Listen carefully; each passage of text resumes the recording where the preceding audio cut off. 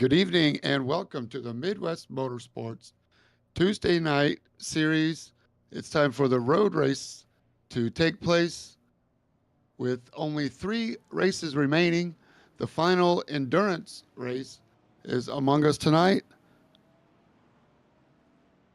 for 100 minutes of VIR, the Virginia International Raceway, 17 turns, 3.2 miles around the track. I'm James J., joined by Adam Sondag tonight. Adam, the season's winding down. Only 3 races left. We're in for an endurance tonight. What's going on? Not a whole lot. We are looking at a lot of lawn mowing, I think. It's the temperatures are coming up. It's warmer now. It's been rainy. I think we're going to see a lot of guys getting out their uh, white Nike Air Monarchs and get out there and get after some lawn. That's right. The track seems to be wide on the outside when you're looking in. Very narrow racing groove. Our drivers are lined up tonight. We have 14 pros and 16 GT4s for a total of 30 drivers. Congrats to Shane McNeely for putting it on the pole. Jason Phillips will share the front row with him. Looks like Jason's in a white Acura tonight. Congrats to the front row. Johan DeRoy, Chase Fincher going to share row 2. Jason Wahlberg, last week's winner from Laguna Seca, 5th. And Travis Rowe rounds out the 3rd row. The GT4's Chet Miller is on the pole with Ian Bacaitis right behind him. That was a great race last week at Laguna Seca as well. Yeah, big three-way finish. Seemed like Chet came out of nowhere. Yeah, it was Jason Geyer in the orange hood that actually did the dive bomb and got it by .012 as they wind around the track. What used to be a large oak tree, still named the Oak Tree Corner, turn 12. So go down the old support pit lane. 2 classes tonight, split starts. Shane McNeely is leading the points, but only by 65 over Johan DeRoy. Jason Wahlberg moves up to 3rd in points, and Jason Phillips 4th in points. So a lot to play for here in the GT3s. GT4 battle is also close. So we're going to go green for 100 minutes. Expect at least 4 pit stops from the GT3s and at least 2 for the GT4s. Adam, we're getting ready to go racing, man. Let's do this. We got 100 minutes to talk about VIR.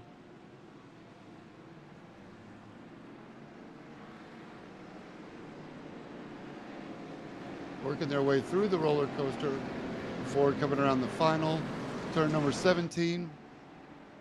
Almost a double apex, 17, 17A. Pace car will drop off. Nice long pace lap here. Split start. Remember, 5 seconds later, the GT4s being controlled by Ian Bacaitis and Chet Miller. Perfectly under control. Shane McNeely in the purple Porsche takes off. Chase Fincher trying to get a slipstream as Jason Phillips goes wide. 3 wide. Johan DeRoy, the black Porsche, sticking his nose in. He decides better of it. We are through turn 1, and the GT4 start is underway. Ian Bacaitis starts the final portion of this season's racing. And the BMW sets off through turn 1, and we're going to go green for 100 minutes. Thanks again to everybody joining us on YouTube. Give us a shout. We'll be checking that in as the race goes on. Chase Fincher did steal 2nd. Yeah, Ian's been fast all year long in the GT4. Had some unfortunate events. As we see here, we've got some lawn mowing already. Jason Phillips checking out the grass, seeing if that's Kentucky bluegrass or what that is. It's been seeded down here. used to be cornfields in this area. I hope it's not Kentucky bluegrass. It looks a little rough. It needs some more moisture. It's all good. They have several apartment homes and condominiums on the facility as well. We'll roll past those here shortly. Look at Chase Fincher all the way up to P2. Johan DeRoy's doing a great job of just being patient for now, but Travis Rowe up a spot as Jason Phillips goes off. Gets the John Deere Award, the first John Deere Award for tonight.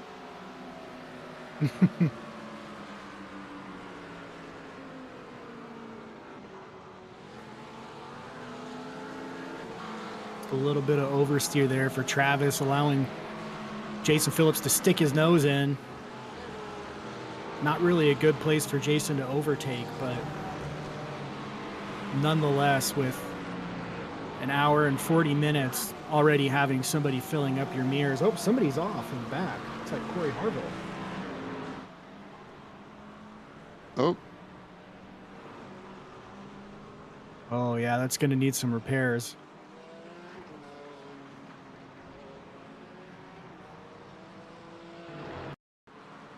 See if we can see how that happened here.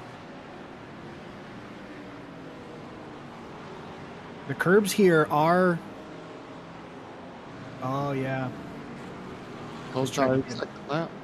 Yeah, I just tried to get on power a little hard. I was going to say, I thought it might have been a little later through here because you do get on those curbs and they can kind of keep your car going straight, as you see here, these curbs here, but they can be pretty rough if you get too aggressive on them.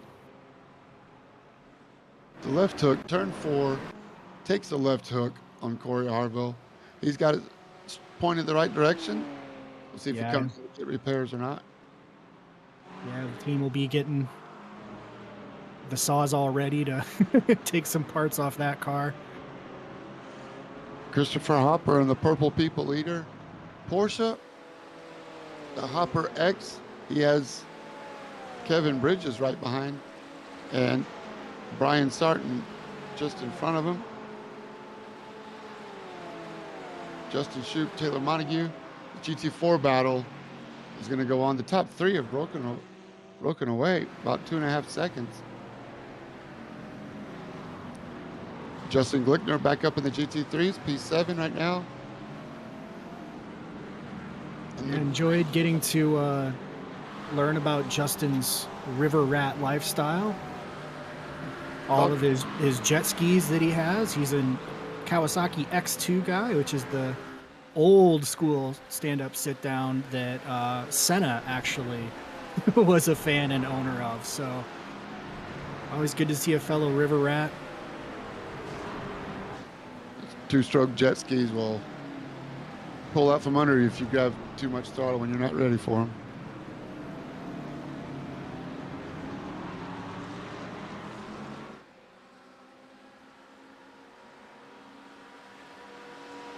Yeah, the winding backstretch here, not unlike a river. Quite a roller coaster here. The section here we're coming through, I believe, created to mirror the corkscrew. This is where my buddy broke his collarbone in a Power Wheels car downhill derby. Someone got a little argy-bargy up the inside, and he ended up with a visit to the AMR safety team. So, wow, keep an eye out. Something tells me there's might be more to that story. Yeah, well, the Barbie Jeep had cold tires, so. Right. We see you, CJ or Kyle, out there. Unfortunately, Kyle Ryan's not racing with us tonight, but we see you in the chat, man. I know you're pulling for your brother. What's happening, Rebecca? Thanks for joining us tonight. Having a great race. Chase Fincher under pressure from Johan DeRoy. Johan DeRoy is there to take advantage of any mistake Chase makes, which he's not likely to make many. Looks like Jason Phillips got back around Jason Wahlberg for P4. in a recovery drive. As you can see, the awesome VIR Raceway.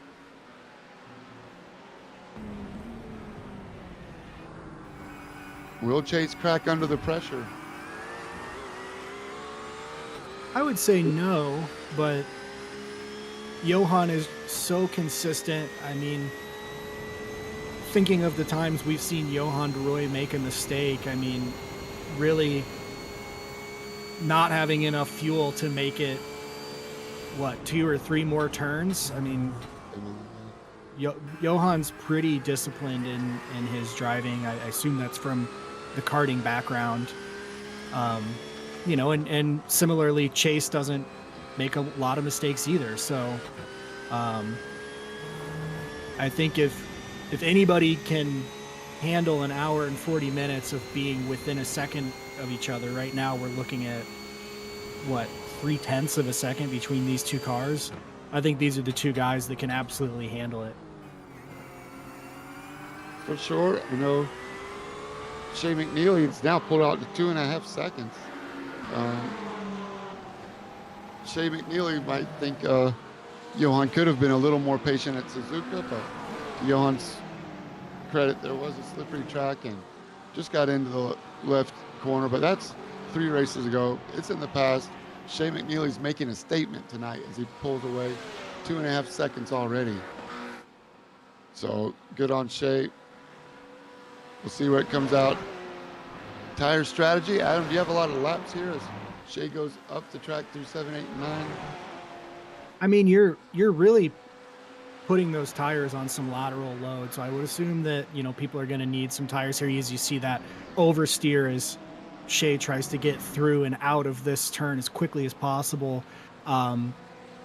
So yeah, I mean, I assume that we're going to see a fair amount of wear, just needing to get these cars rotated to get back on power. And you're trying to get on it as soon as you can, because it's, I mean, the thing about this track is with the long straights, if you're not maximizing those straight speeds and picking that up, you're really going to be losing out. Taking a look at the sector splits, it looks like sector 2 is where Shea is making up almost 0.2 on Chase and Johan. The pole sitter proving Sector 5 as well, 0.2 faster. So otherwise, mostly putting in about the same times, but that's about 0.4 a lap in those 2 sectors that Shea is faster. making a statement, getting all of the exit. Tire strategy might play a factor. Not sure if anybody's better. Oh, we got a big battle here. Justin Glickner, CJ Barzak, David Stark. And even John Daniels in the Ferrari with the purple hood tonight. It's a great 4-way battle for 7 through 10. CJ under pressure from the Audi. Now CJ trying to find a way around Justin Glickner as they pass the condos. And up, your car gets super light before settling back down for South Bend. Into the oak tree they come. Double apex right, 11th and 12th. And CJ put the power down on the McLaren and get a slipstream on Glickner. Single file for now. CJ's known to be patient, very fast. Easy to make moves as these great digger cams showing us tonight. We do have a camera package upgrade tonight. Adam got some new toys for Christmas.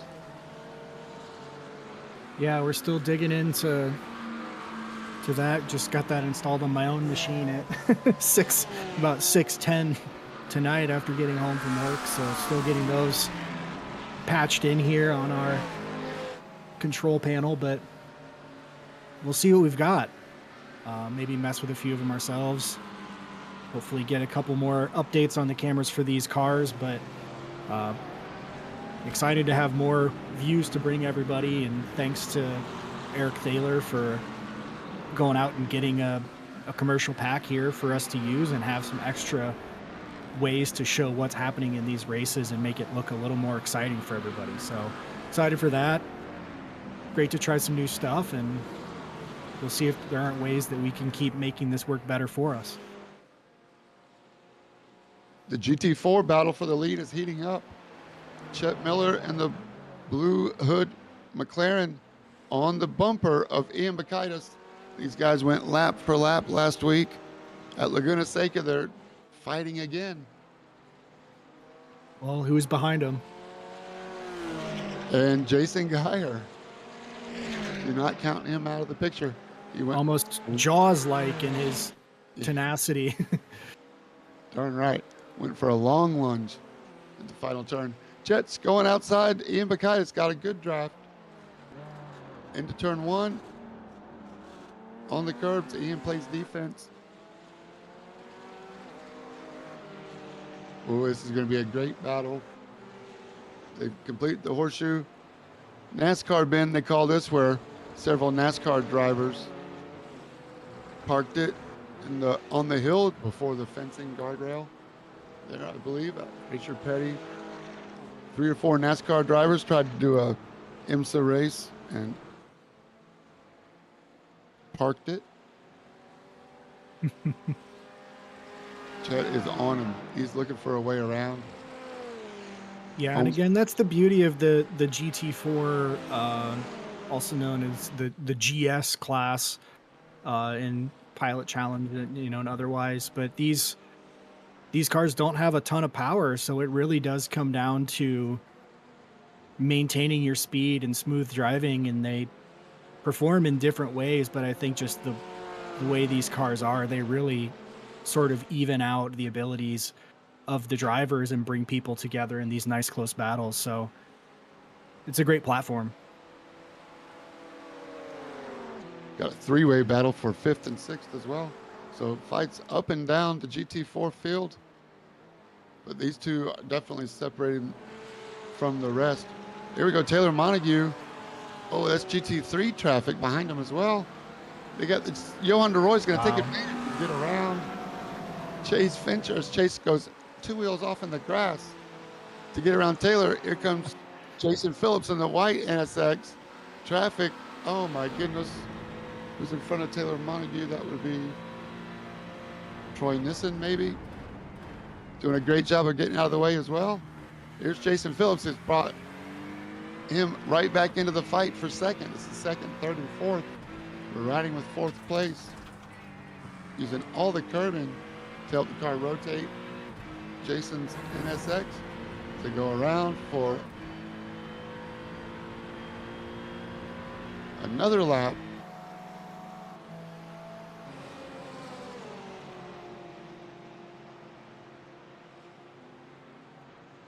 Yeah, not a very wide track. So coming up on GT4 traffic while you're within a couple hundredths, tenths of your opponent, Jason Phillips is drawn right back in with these guys here, able to catch back up. You see they continue to snake through this GT4 traffic.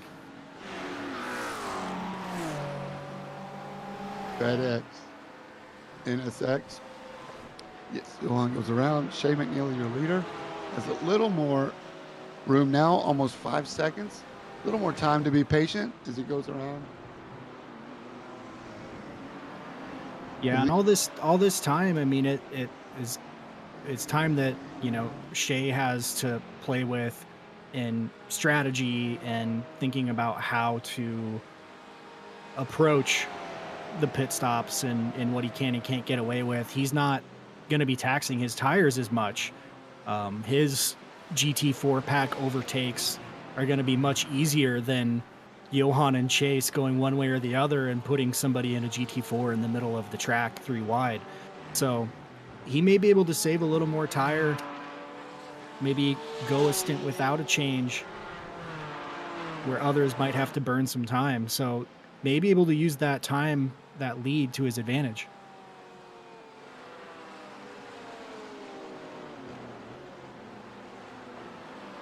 These guys are not letting up. And they're only 1.9 seconds ahead. John Aslin in the red Milwaukee Mercedes looking up at Troy Nissen.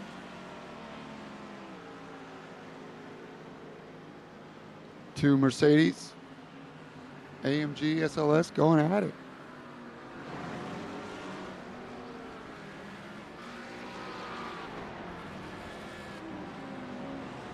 Hey, Leah, we see you out there. All right, Leah's a big fan. She doesn't know who to cheer for, so she cheers for everybody. We were watching a replay of John Daniels on the inside. Oh, they touch. CJ Barzak. CJ does the crossover. Maybe John let him go back by, but great fight. It may have been a slowdown. It may have been John's discretion given the position back, but great job for CJ to stay with him. That fight. Either way, long race. Yeah. So we're going to pull on 18 minutes down. More GT4 action as the overall race leaders behind running out of room. You're going to have to use the chrome horn. You can only be so patient. Let's see how much time he loses here. Shea McNeely in the GT3 Porsche looking up at a McLaren. Two McLarens using the grass on the front straight past the pit lane entry. And now the GT3 power should take over. But now only 2 seconds. So Shea lost about 3 seconds being patient.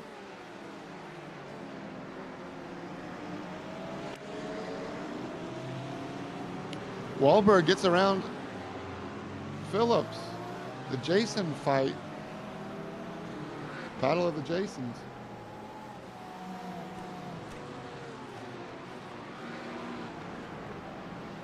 Great driving from Wahlberg to be there.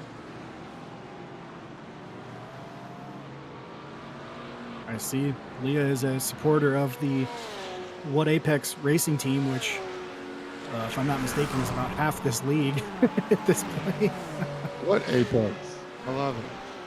Travis, Kevin, Jesse, Chris Hopper, Chase, John, Cody, whoever else is left. So good to see the league branching out more into some endurance races. Sebring coming up. Oh, that white and blue one, I believe. James Singy, maybe? Sorry, I'm not as familiar with that paint, but did a great job of letting the traffic roll through. Yep. And now he's in a fight with Nick Aslin. That would be James Zingy. Nicholas Aslin runs the Oval and the Road Series.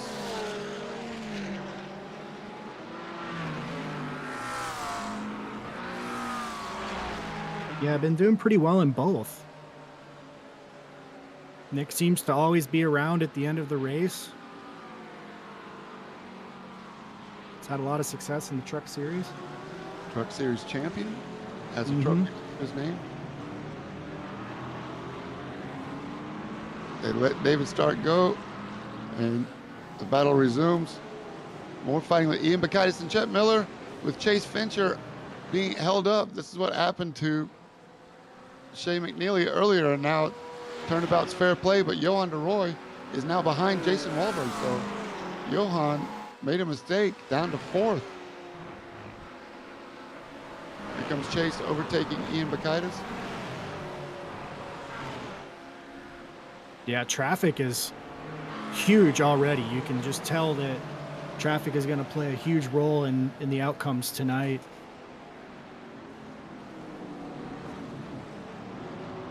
As a GT3 driver, you have to be opportunistic. Wow. Time your overtakes. Which is not easy to do when you got your competitor right behind you as well. Here's Johan in the black Porsche right on Chase. Shea McNeely, but then he's going for the lead. side by side. This is in replay. Thanks for finding this. He makes it around, but then Oh, wow. the 3 wide. Oh, and loses it. Goes all the way around. Little half spin there. Yeah, that was first. that was Chet Miller, I mean, ET4. Here's where the Jasons show up. Wow. Yeah, just difficult timing there for Johan. It's tough to be on the outside there, and you know, if you're in Chet's position, it's hard to, you know, the race the way you normally would when you're wondering how much of that runoff area Johan needs to use. So you know, realistically, too many cars and not enough area. That's right. As we watch, Great run from Johan, just happened to be in a place that's pretty difficult to make hay on it. I saw his eyes on the prize. As now, look at this. Travis Rowe comes out of the pit stop ahead of Jason Phillips as our pit lane cycles have opened up for the GT3 cars. It looks like everybody comes in except Jason Wahlberg and John Daniels.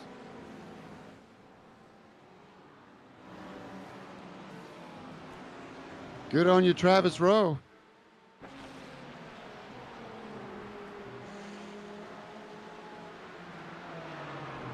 Thanks for the kind words, Lee.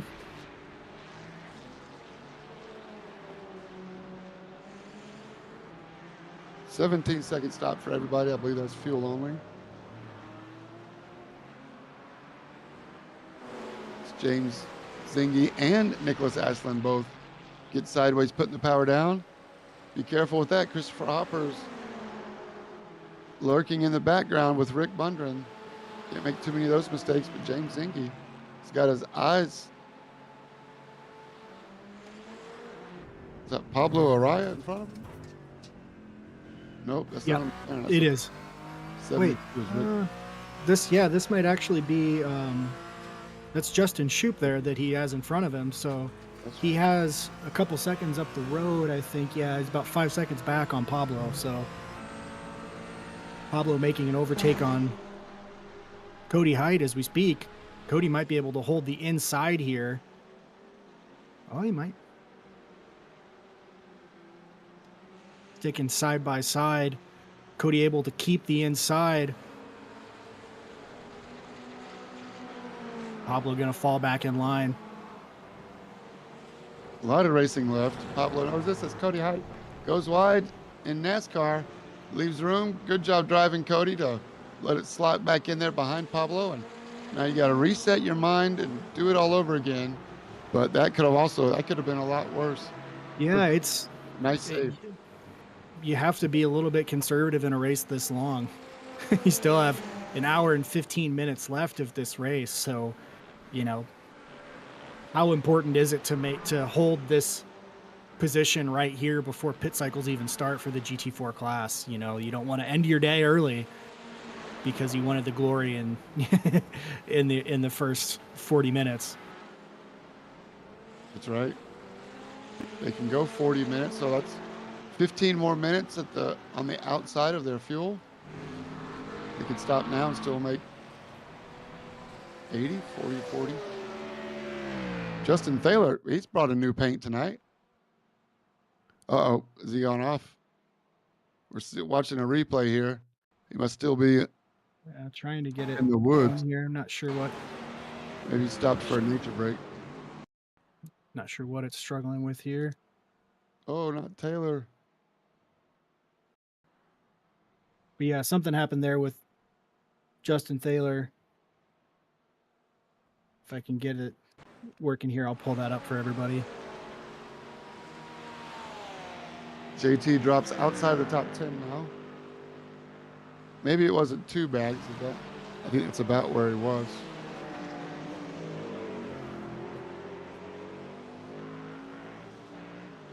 As after the pit stops, Shea McNeely, Chase Fincher, Johan DeRoy, 1, 2, and 3. Still trying. Jesse Coffey, Justin Thaler. Nope. Yeah, I don't know what the struggle is here. If we find out, I'll try to get that pulled back up because something happened there. But we'll leave it for now until the computer can get that together. As Chet makes his way around Ian Bakaitis, new leader in GT4s. And remember, we mentioned Jason Geyer. He's going to be right there. These guys have not stopped yet. But 1, 2, 3, we have another battle.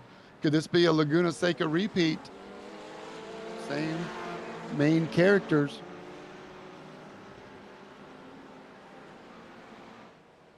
Ian's going to let Chet feel the pressure now. See how you like it.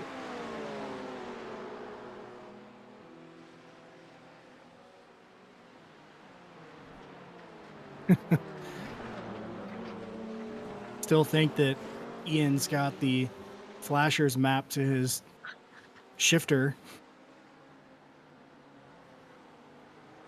Either that or he has a very sore thumb. Really? Try one more time to hear to see if we can get pulled up what happened to Justin Thaler.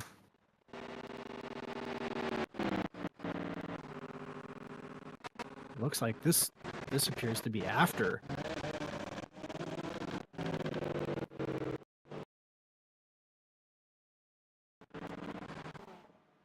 That's as good as we get, apparently. So if anyone knows what happened to Justin Thaler, let us know. I'm sure he'll let us know in the chat afterwards. Or maybe it's a conspiracy. He's got the keys to the SDK machine. Oh, we have a huge battle now.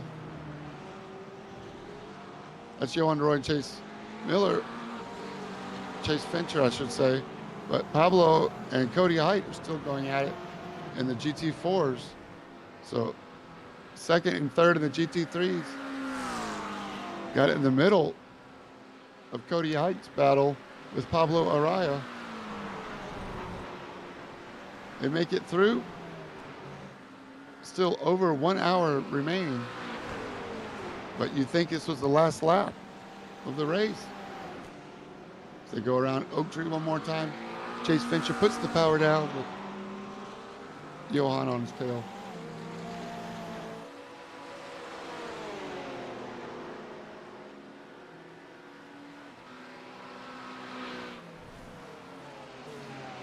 Lots of communication in the driver channel today.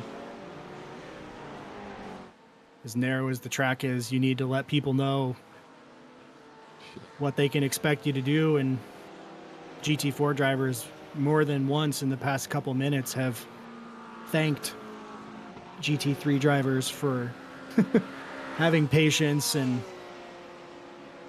letting them make the turn before getting past them.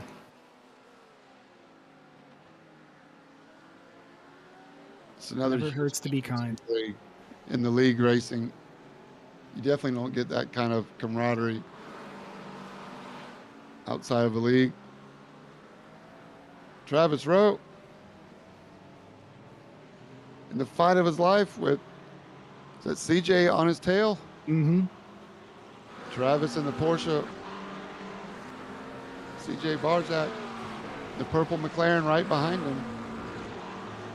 Battle for seventh. They both made a stop.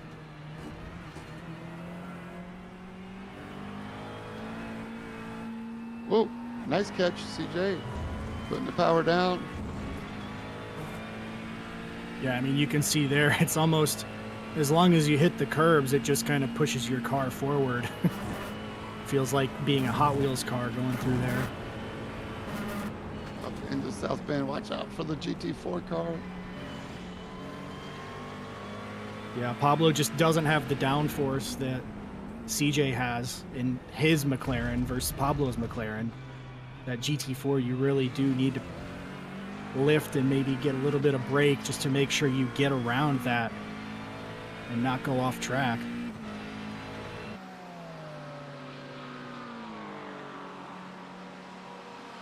It's like John Daniel's got a good run. Oh no, Hopper with a meatball. What happened to Chris Hopper? Getting word from race control. But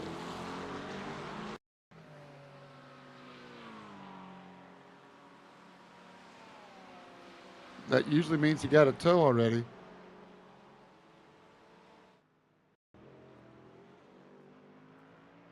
Around Oak Tree. Yeah, I'm not sure.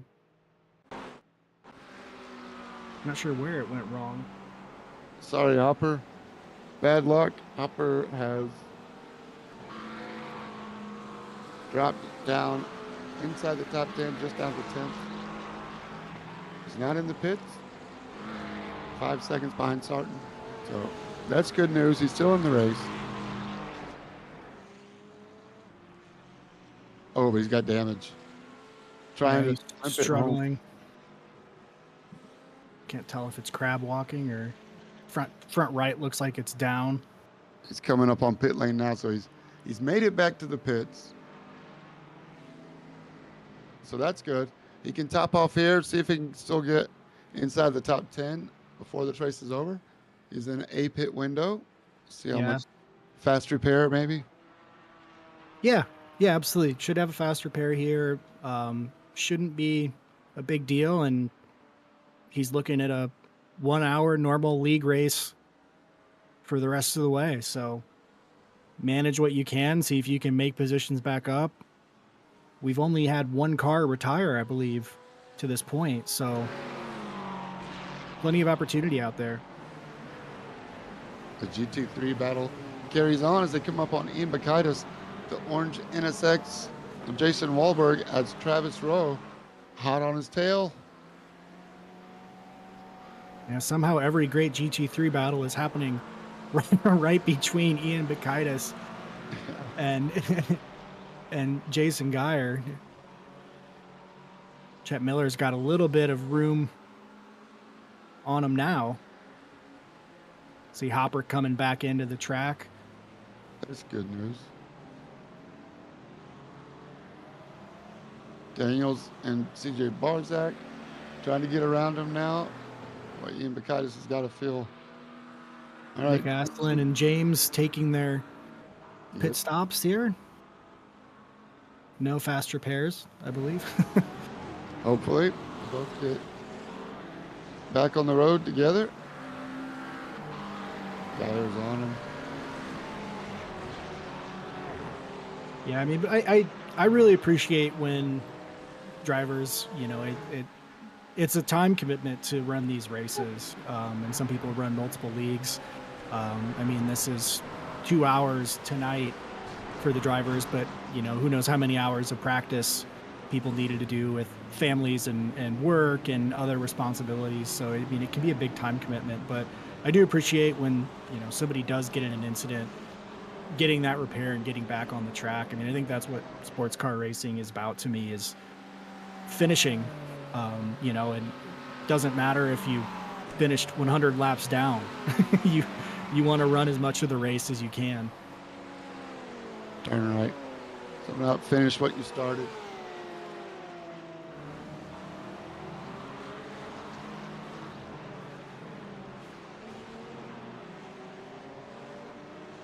Bakaitis is caught back up to Miller. And again, Geyer hot on his tail. Yeah, I don't know if there are magnets in the bumpers of those cars or what. They're tied together by a string. I'm not sure. Zengi in the pits again. Oh no. Coming out. So wonder if happened. Aslan might have. I wonder if something went wrong with maybe mappings for tires and fuel. Who knows?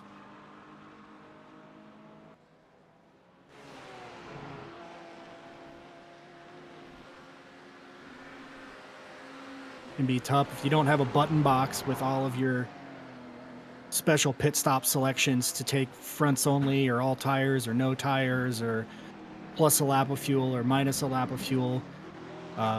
Pit cycles can go wrong if you're not ready for them, because you're not sitting on your keyboard and typing out and making sure your administrative stuff is ready. You know, like you get in the car and you're thinking about practicing and hitting your marks.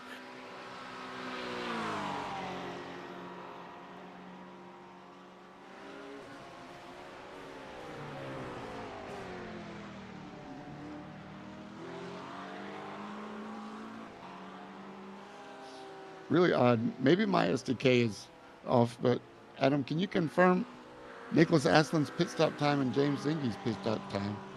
We can. I'm happy to come back to it, but I see over a minute Um, each. yeah, it looks like about almost 2 minutes for James, and uh, so about a minute 57 for James and 1:43 for Nick.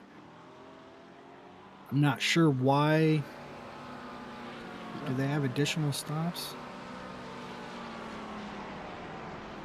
All good. Just one stop. Yeah, I'm just not. Look, I'm just. Maybe they took tires and others aren't. Pablo won a 140 stop, so yeah, maybe the tire takers and then maybe a little bit of repair for James. I'm I with think it. that would make sense Took tires. I'm with it. because otherwise, Jason, and Ian each about a minute flat. So Thank you. We saw Chase and Johan line astern. Now we're watching Jason Wahlberg and Justin Glickner. Can Wahlberg in the orange car make up the ground on the Audi R8? No, that's a McLaren of Justin Glickner. That was David Gifford.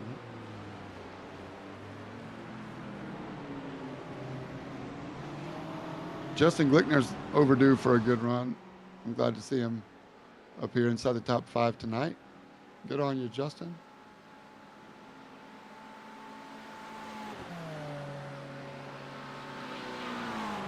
Travis Rowe and CJ Barzak are on the hunt right behind these guys. So don't make no mistakes.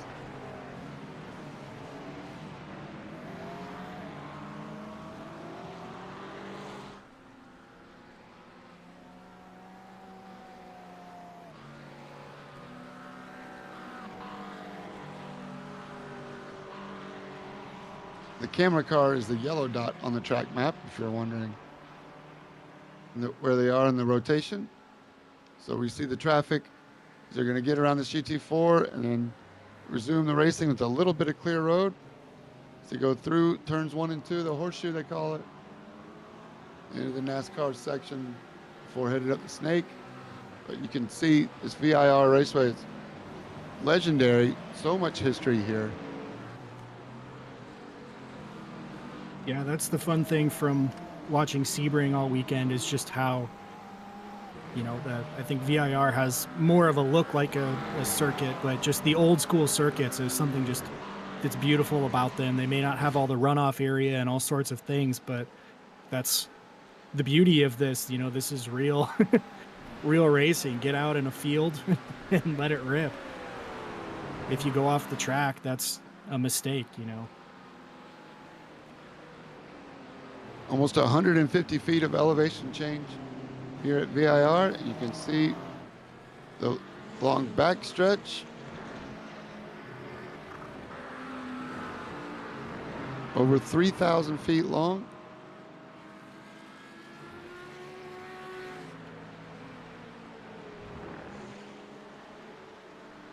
Nicholas Aslan with Christopher Hopper. This is the battle for 9th and 10th. Glad that damage didn't hurt Christopher too bad. Hopper is 4th in points. Remember, endurance races get a double points scored tonight.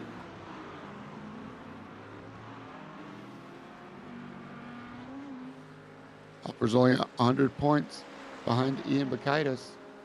Chet Miller only 74 ahead of Jason Geyer. So the race is on. In the pros, it's Shea McNeely leading Johan DeRoy by only 60 points. 20 points, 25 points of position at the top. Shea with the fast lap of the race thus far, a 1:45.7.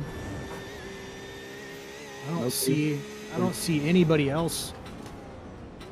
Johan DeRoy 1:45.8. So Johan within about a tenth, but I'm not sure that anybody else beyond those two has made it under a 1:46. Shea McNeely brought the hyperdrive tonight. Over 6.5 seconds now in front of Chase as they go through traffic. That's Chet Miller and Jason Geyer, 1 and 2. And the GT4s, as second and third GT3 goes by, Ian Bacchus has dropped back almost 6 seconds. Yeah, I'm trying to see how that happened. If that was pit stops or his pit stop was only about a couple seconds slower. That shouldn't. Well, who knows? I'm not seeing anything here that suggests an incident for Ian. 4 seconds longer stop stationary in the pits. SDK timing, 36 seconds stopped in the box for Chet and Jason. 40 seconds, so 4 seconds more. Maybe Ian missed his box pulling in. Yeah, who knows? All good. Glickner still holding off Wahlberg for now. They might be catching Jason Phillips.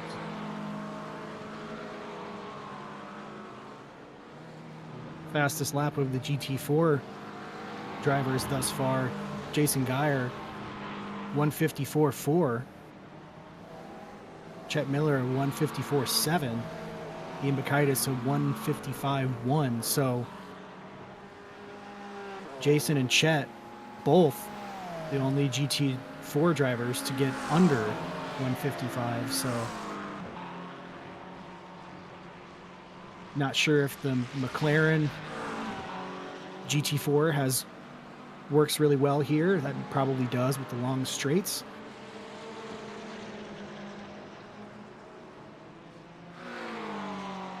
But they've both been consistently fast drivers.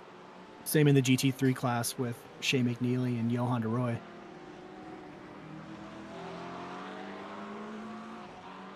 Speaking of Johan de Roy, on the bumper. Yeah, I have no idea how. I guess just pure pace. Jason Phillips got around Johan in that earlier incident, and now Johan and Chase are almost 14 seconds up the road from Jason. Looks like Jason's taking his pit now.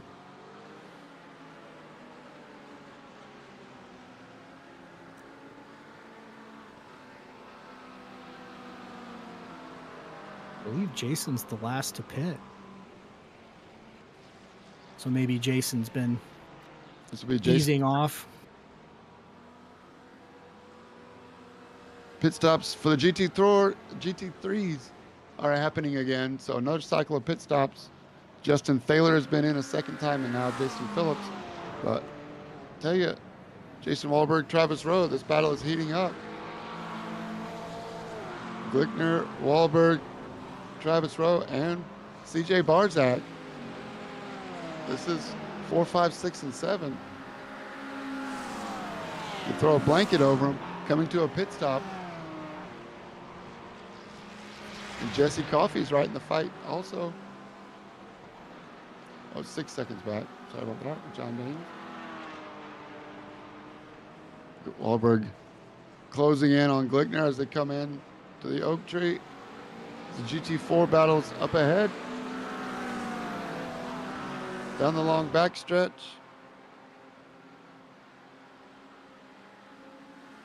Look at the traffic. Mixed class racing at its best. Midwest Motorsports style. Glickner, Wahlberg, GT4s are staying over to the right. Coming on the Milwaukee AMG. Glickner's got to pick a lane where Wahlberg's going to go. Jason Wahlberg threatening in the orange NSX. Is he going to threaten to pass? Oh, he comes into pit. Jason Wahlberg stays out. Anybody come with him? Yes, Travis Rowe comes with him. CJ Barzak also pits. All right, the race is on now. Jason Wahlberg and John Daniels stay out. Jason Wahlberg might be in a one-lap overcut. And Jason Geyer is in front of Chet Miller now.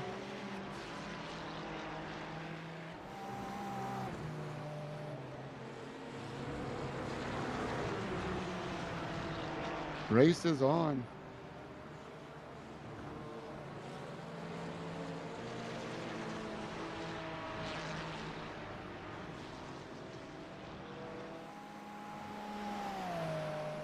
Barzak comes out ahead of Glickner.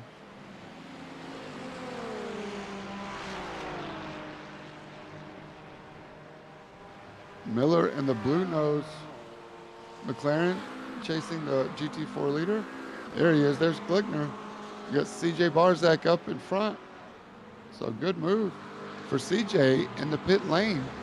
Buy your pit crew a beer. Yeah, not the money stop, but they're almost all money stops. And the racing's this close.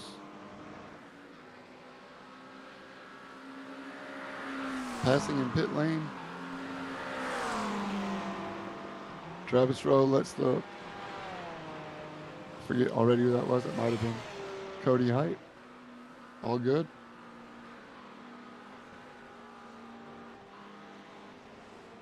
Yeah. Nice job driving, Cody. Yeah, Cody and running another top 5 here. And pretty consistent. I think from what Cody said in the Discord, it sounds like Cody's more of an oval driver, I think, by experience. So him in here. Might be getting some cross training.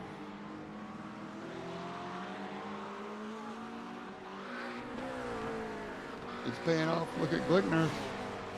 He has Travis Rowe hot on his tail. But CJ Barzak overtakes them both. Can Travis Rowe now get around Glickner?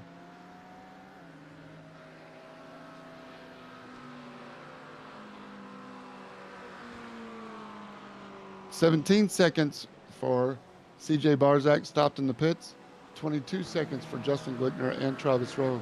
So that was all done. Maybe 2 tire stop for Glickner and Rowe. We'll see if that pays off at the end of the stint.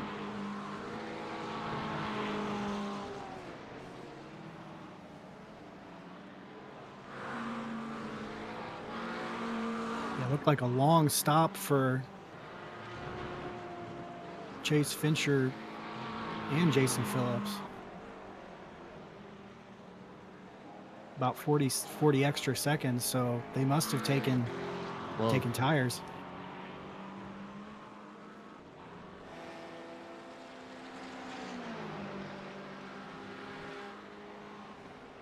Chris Hopper coming into the pits. Not gonna lie, he sounds a bit dejected. We'll have to check in on him.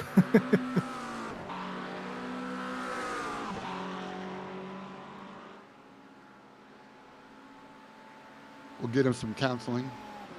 The race is over. The best kind of therapy. Post-race shakedown. Yeah, Hopper luckily is someone who is not short on supply of the boys being excited to see him around and praise him up. Nice, big, strong guy. Many admirers around here. Everybody needs a friend every now and then. Not just Hopper. Hopper returns the favor. He lifts everybody up when he has the opportunity. Got some green lap times. So I think you're right. They did. The guys that took tires may have. So that leads me to believe Chase Fincher should be cranking out some laps here. We'll see if he can make it up. As we're watching Johan go through the GT4 leaders.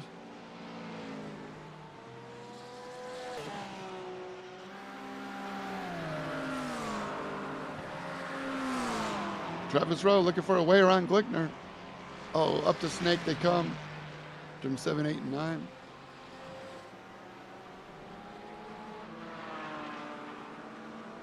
Oh, He's around. Oh no. Did Travis get a piece of that? Oh, that was Hopper. We were just talking about him. Okay, he's definitely going to need a mental health day tomorrow. Oh no, Travis Rowe. It didn't look like a dangerous rejoin. It was just the track just got narrow there.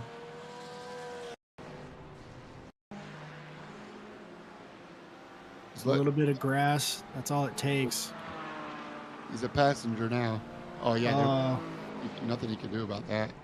Just Yeah, the brakes don't work when you're on the grass. They also don't work when you're sideways. oh, So hopefully Travis is oh, able to get that fast repair and get back out. oh no, he's pulling it over. That's a tough one. What Apex Racing team on what Apex Racing team crime. Sorry that you had to see that, Leah. That's not something that, we encourage here. Well, Travis Rowe just scratched Christopher Hopper off his Christmas card list. I don't think you can do that. That's true. That wouldn't be good for maybe not. It's just he ate it for both. It's a ridiculous thing to say. I'm reaching. That was Travis's fast lap also. His last lap was a green lap for him. He'll get it back. Oh, he's banging the steering wheel in the pits. 2 laps down now.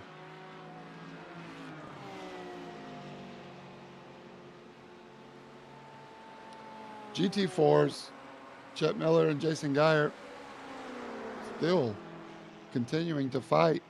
Ian Mackay is 11 seconds back.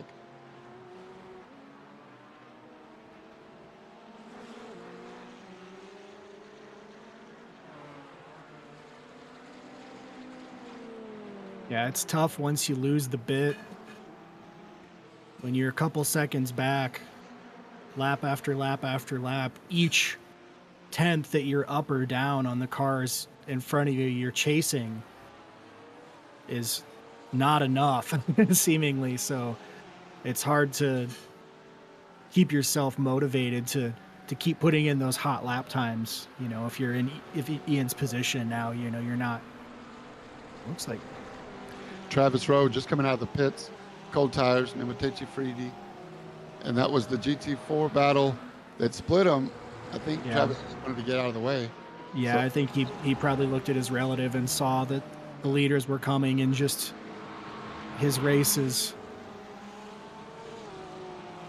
I think his race is just, well, I guess that's hard to say. He's a minute back of David Stark, but there are 45 minutes left to go. This is a double points race. So a 10th place today is a lot more meaningful. Great point. Thanks, man. It's nice to hear you say that. No. I mean, you're right. I mean, there's a reason to continue, not only for, your moral code, but lots to play for in the season as well. As the GT3 shows its horsepower now, and Travis is able to get by the GT4s a little easier this time, trying to stay 1 lap ahead of Jason Wahlberg.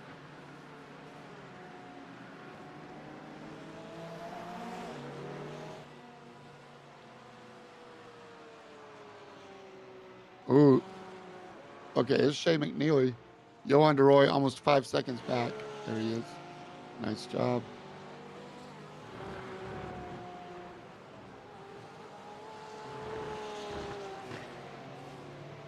"45 minutes to go." Shea's last stop was lap 25. They're working 35 laps to go. At least one more stop for the GT3s. Yeah, we're on about halfway through lap 30 here for Shea and Johan.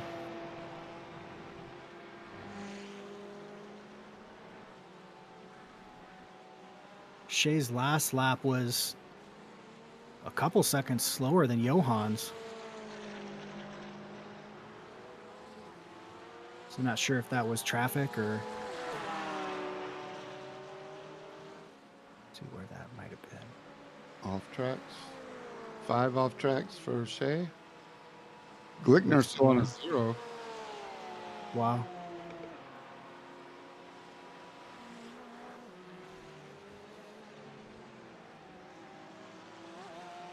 Your pole sitter, your race leader, Shea McNeely, coming around to finish the lap.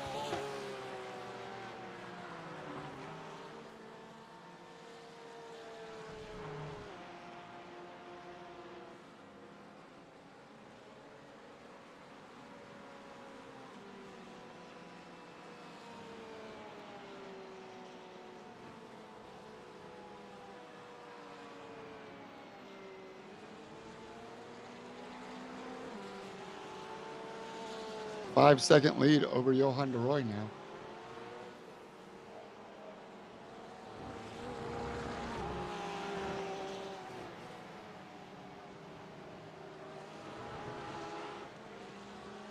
There's the pit strategies. Is that time? Yeah, here's our last last couple laps here. Last 10 laps for these guys. So you can see that gap there. Yep.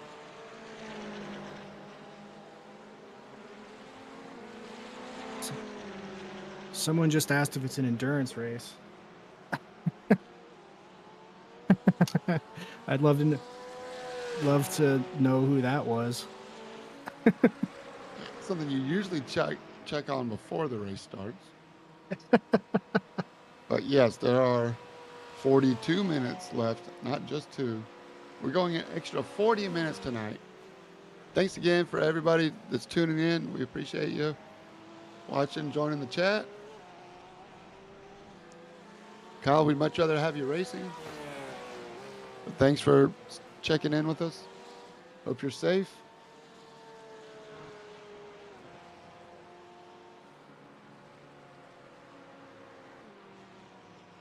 More pit stops on the GT4. That's Cody Height.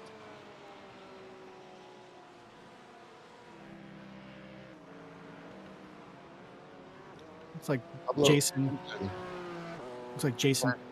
was able to rein in his beat horse. Still lapping out there in the top 10. Can he get by JT?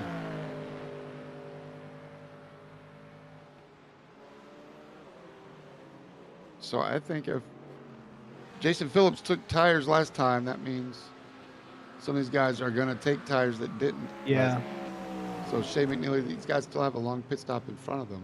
So I don't think we've seen the last of the wheel-to-wheel racing yet. Yeah, I mean, let's see here.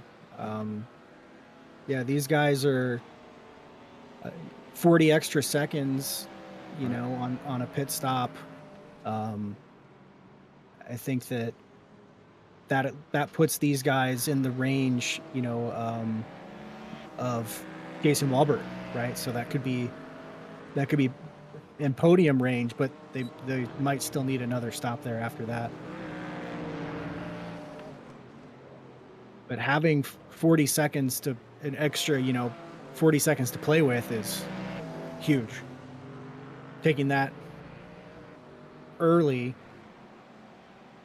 Jason may not be enjoying it as much right now as he has to work to get around Justin Thaler. So that extra speed that he's hoping to get from those fresh tires, he's going to have to really work those hard. Whereas Chase Fincher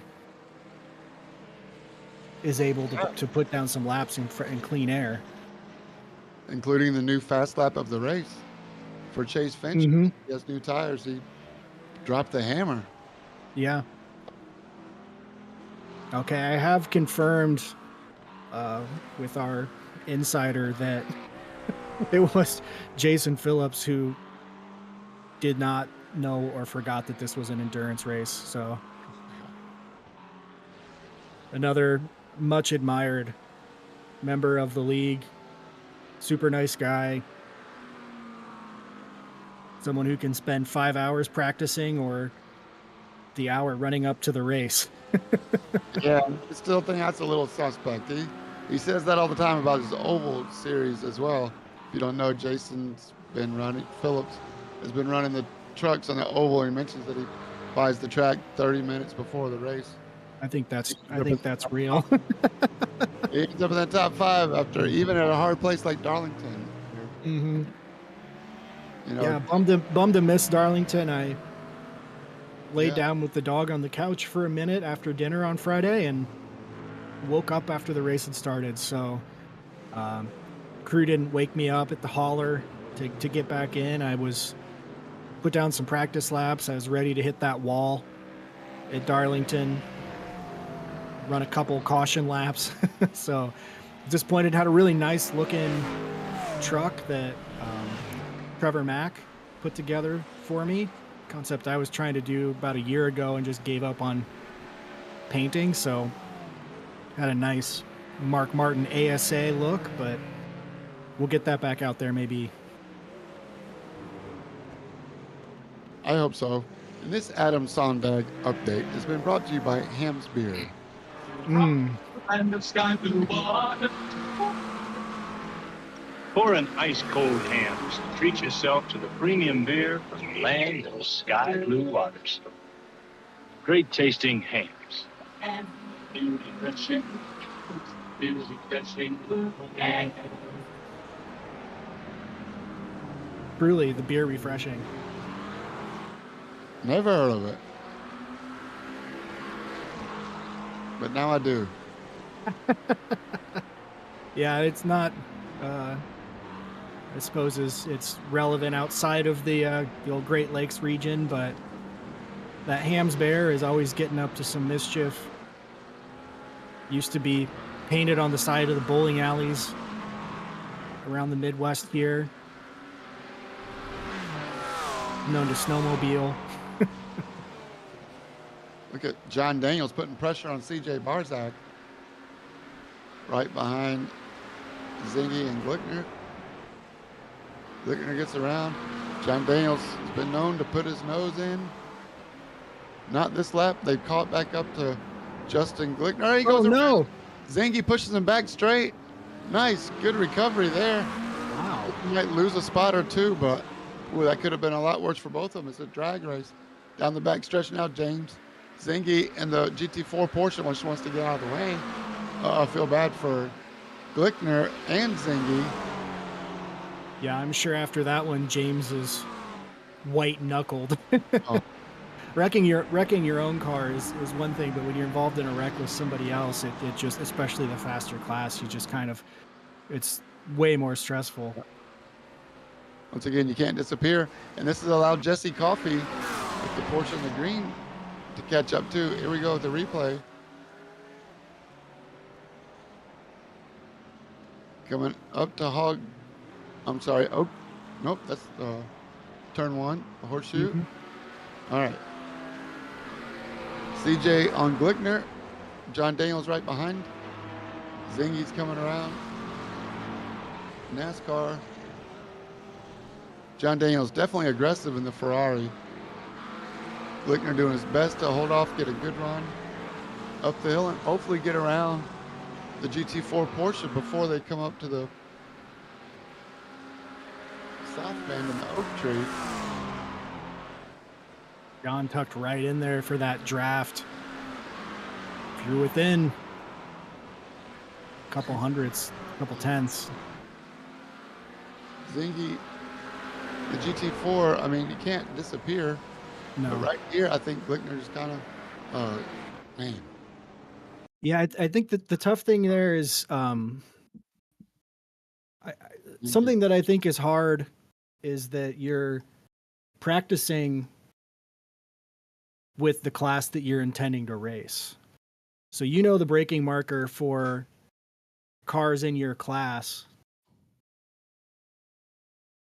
So Yeah, well, James is kind of still running his line there, but yeah, it can just be tough to gauge what somebody is, how quickly somebody else is going to brake, where they're going to brake in a different class, unless you actually get in the practice sessions and see it. So some of the multi-class incidents you'll see will sort of be that difference in understanding of what the low downforce GT4 needs versus the, what that McLaren GT3 can handle. of course, impossible to put fault there. I mean, it does no good for Zingy to intentionally do it. So we know it wasn't intentional. But this is the opportunity Jesse Coffey needed in that Porsche that's now in fourth picture in our shop. And he has now caught this battle in front. Let's see if Jesse Coffey can move up from seventh into the top five. I had a lot of fun watching Jesse Coffey's streams when he does some of his iRacing, endurance races especially, a lot of fun. Really good prototype driver.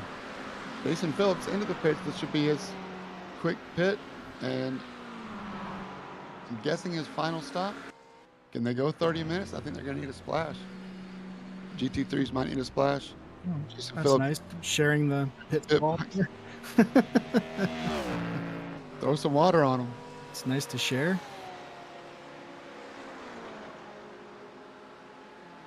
Justin Shoup and Christopher Hopper, 13th and 14th. This is for position. Shoup in the Miami colors, Hopper in the purple Hopper X sticker. Wrap, I should say. Will you be going to HopperCon this year? I think there was an issue with HopperCon. They're still working on it. They're going to try to bring it back for 26.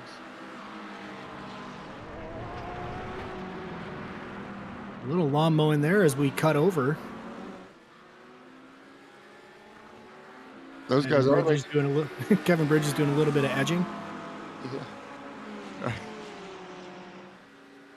But Zingy and Bridges, that's for position. Yeah, James was able to get around, but it doesn't look like Kevin lost too much speed there for being off.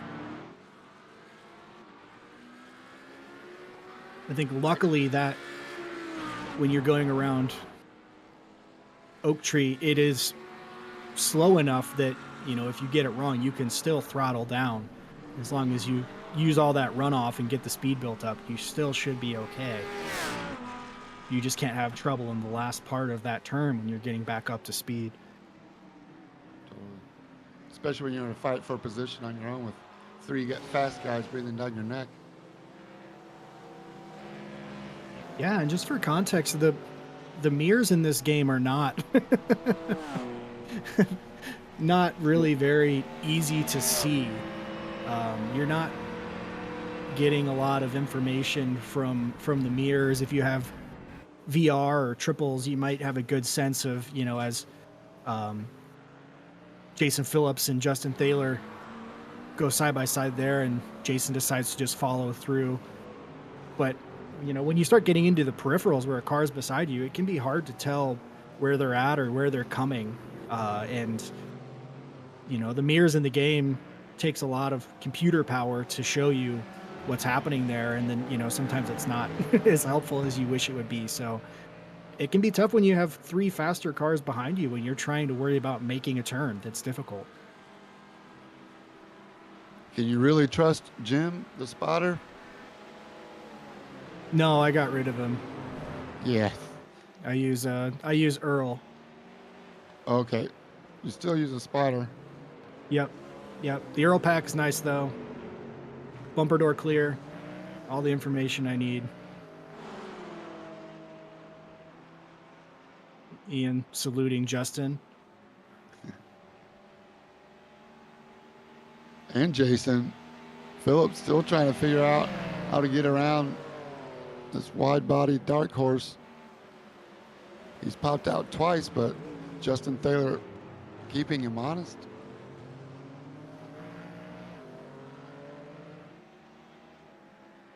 So make their way back around a hog pen for the one more lap. Oh, getting squirrely, using all the road, trying to put the power down. Ends up costing him. Another car up the road.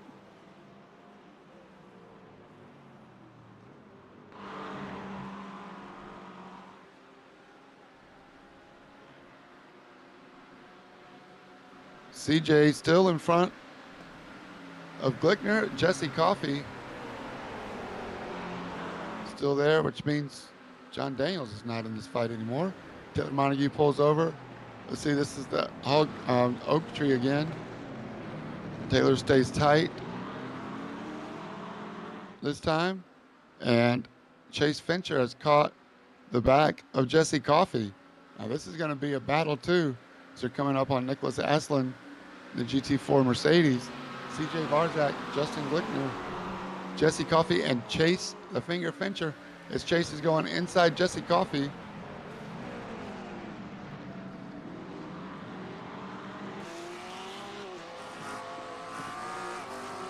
Oh, so close. Chase Fincher gets around Jesse for now. Maybe Jesse can follow Chase Fincher through. I think that may be the difference in tires. We'll see if Jesse got tires last stop. 16.3. No, he did not. So Chase Fincher using those tires to his advantage. This is really where they're going to play off. GT3s have at least one more splash. Yeah, 3 stops so far for everyone but John Daniels. Anybody else? GT3 on 2 stops only? No. Oh, only John Daniels. Yet stop. On Tuesdays, John wears pink.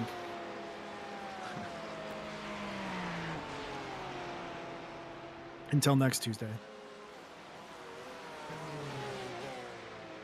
Never seen a pink or a purple Ferrari before. Oh, really? Lamborghini, not Ferrari. There was a customer team Ferrari Challenge car for sale recently within the past couple years that had the Joker painted on the side of it. So that was black and purple. If you need a black, purple, and green Ferrari, be able to purchase one from Ferrari of Hollywood, Florida, or something like that. Right on. Ferrari Challenge. It's like an FXX car, maybe. You on Droid for the position. Yeah, I can go back and forth about how ridiculous a car should be. I think that with AO Racing and IMSA, we've really seen the excitement that they're able to build as a brand and bring extra money into their race team by branding their cars as dinosaurs and embracing that level of fun. The Turner cars aren't exciting, but the tacos thing, right? Like the teams building up their brands by bringing in things that are fun. John with his top 10 free chalky milk. There's a time for a classic car, and then there's a time to go for it. See what you can make.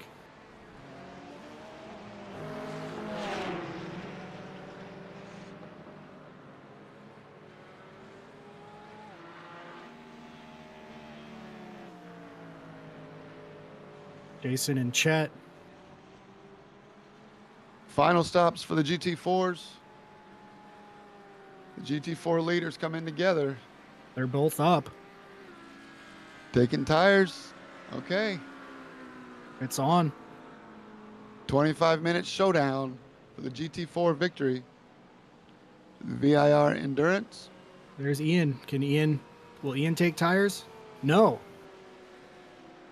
So we'll have to see if this fuel fill for Ian is short enough that he can get back with these guys. Come on. He's willing his way. It may not.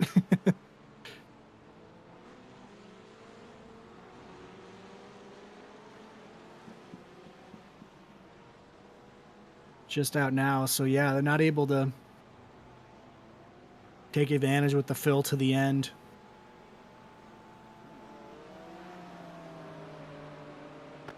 Not sure if there was a repair or what. They spent about the same amount of time on pit lane, but Jason and Chet took tires.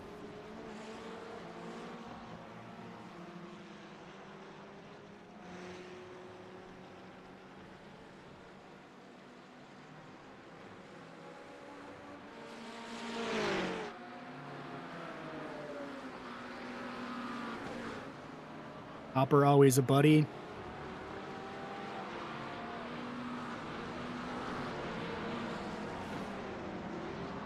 We'll spend the rest of his evening with Justin Shoup.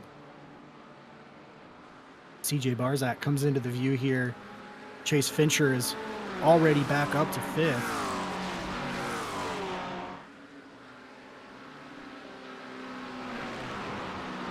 Chase took tires 2 stops ago.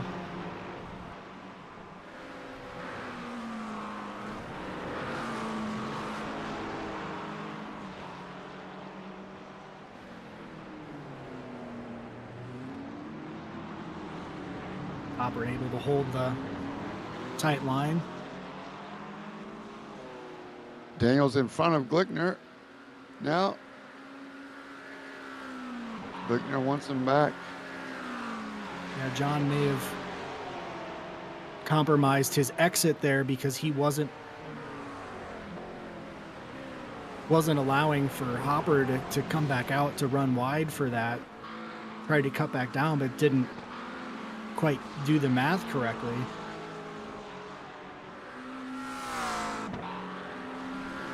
Justin's not going to be able to make anything happen there, but he's slowly gaining time on John. Jesse Coffey right in the wings there to jump. Hard to believe that was a 4-lap overcut for John Daniels, and he cycles out in position 7. As he goes a little deep under braking for turn 1. Yeah, there's it back up. That's definitely going to hold Glickner up from keeping up with Chase. Here's Jesse Coffey, ready to pounce.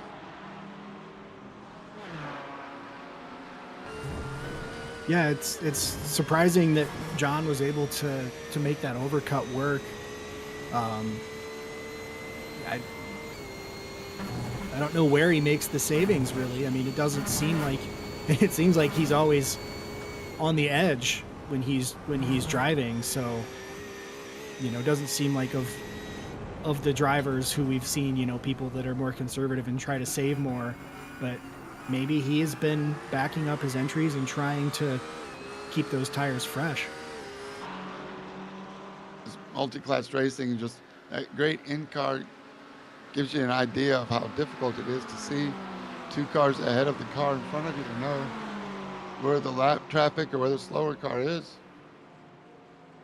Phillips still not able to get around Justin Thaler as they come around to Oak Tree one more time.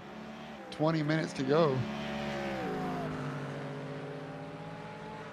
Yeah, you really need your alternate landmarks for your braking and your turning when you're in this much traffic.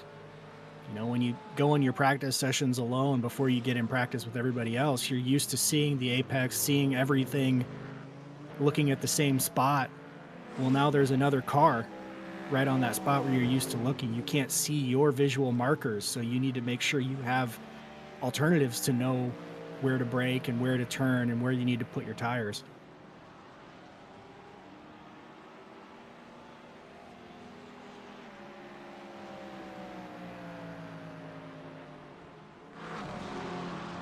Working his way up, he's pulled away from John Daniels and Glickner. Now Chase Fincher has made it all the way up in the top 5 after taking tires 1 pit cycle before CJ. So now CJ has the tire advantage. Nope. Looks like they both didn't take tires, so Chase might still have an advantage here. Let's see if he can get around CJ. My guess is that the freshest tires are on Jason and Chase. Overheard some commentary of Hopper saying, "I just want somebody to drive with." That's so true.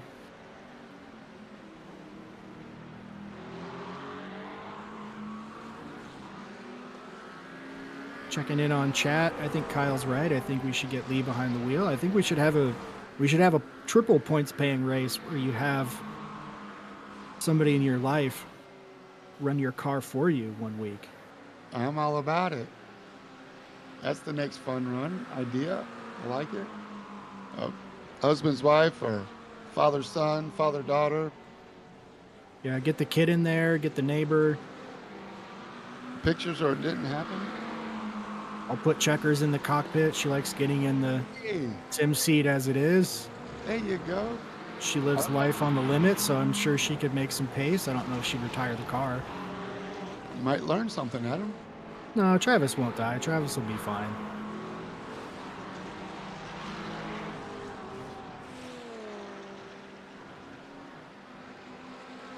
I could learn a lot from Checkers.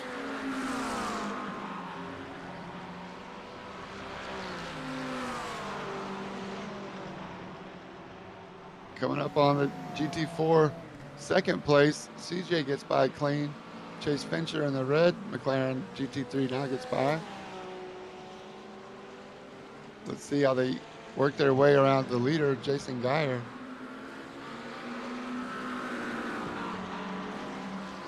And have the long back stretch to make up for it. And Geyer has pulled out almost 2 seconds over his teammate, Chet Miller.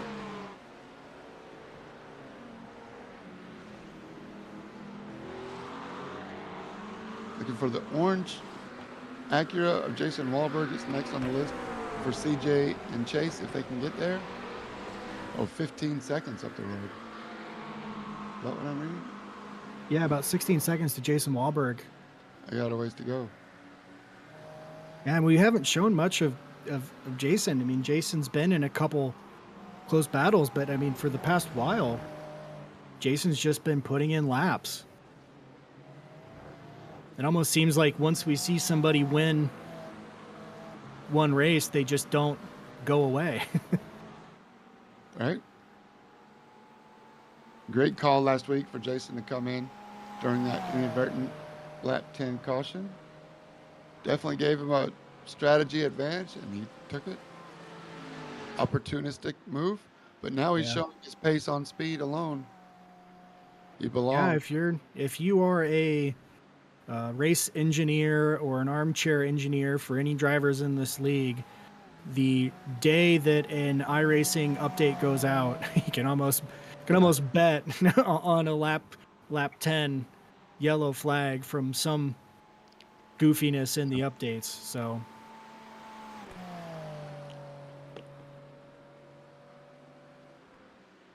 Oh, Shea McNeely takes back the purple lap.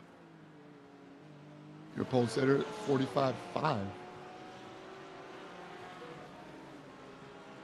Shea McNeely is flying. Almost 7 seconds now, 15 minutes to go. All he has to do is bring it home.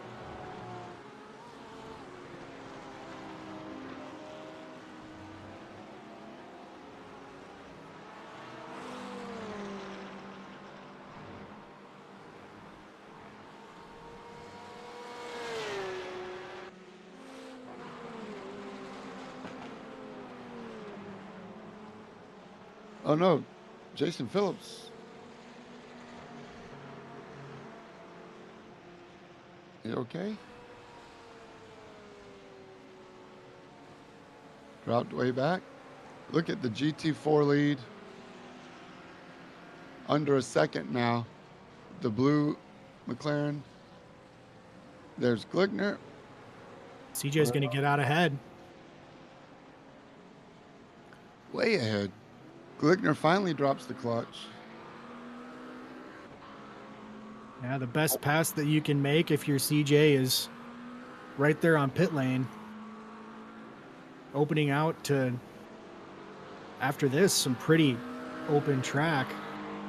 A couple GT4s down the road, but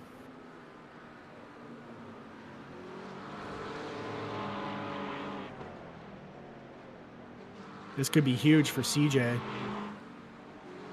That's almost 5 seconds already. That'll make him happy.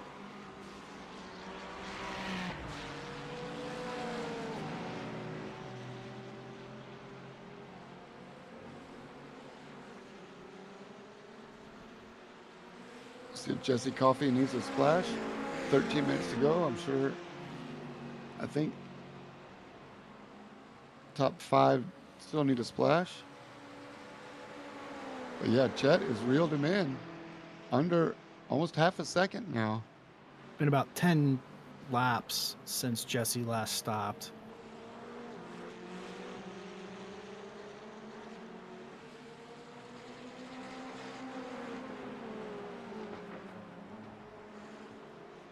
GT3 fields spread out. You can see the blue M&Ms on the track map there.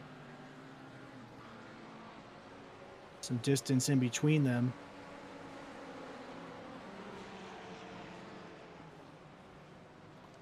It also looks like for our GT4 leaders a little bit before they're hassled by any GT3s.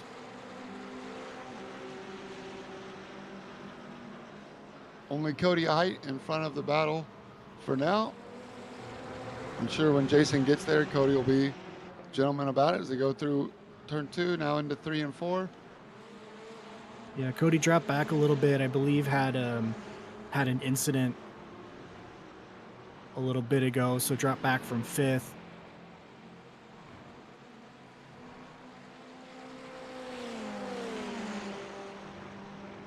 Still a good strong run for Cody. John Daniels trying to hold off Jesse Coffey now.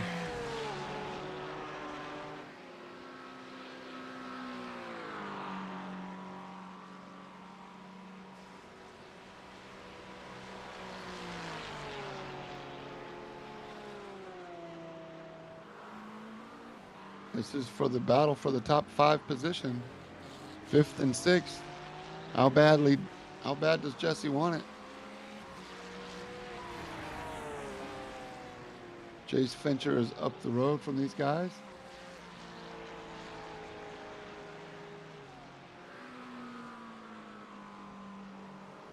Yeah, Chase is almost 2 seconds faster, though.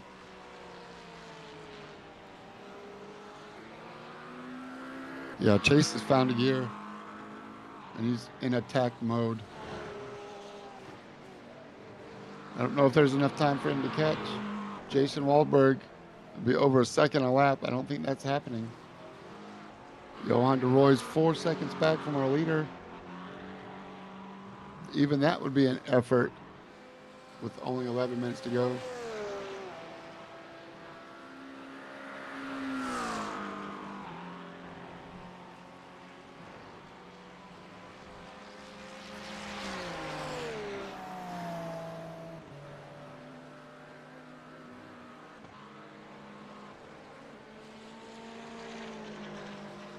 Yeah, slightly picking up some time, but Jason Wahlberg is 16 seconds out, so still plenty of time for Jason Wahlberg.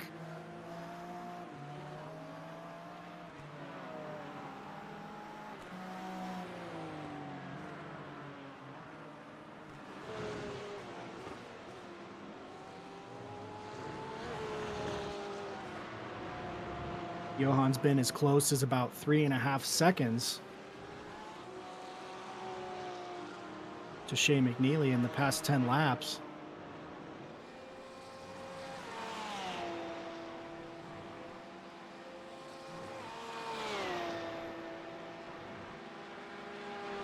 One and 2 in the championship, 1 and 2 on the track right now. Johan DeRoy, the gap is going to get bigger to Shea McNeely if they stay as is. But the GT4 battle continues as it has for all 91 of the minutes so far. Yeah, they've shuffled off a mission 22 on Ian Bakaitis, about 22 seconds up the road from him. But these two don't seem to like being separated. They're almost like the GT4 Justins here. Right? I don't know if there are team orders in the McLaren Geyer Miller battle. Ooh. Just don't take each other out. Nice job. Thank you to Blue Merc. Kevin Mayer, maybe? Yeah, not sure about papaya rules here at VIR.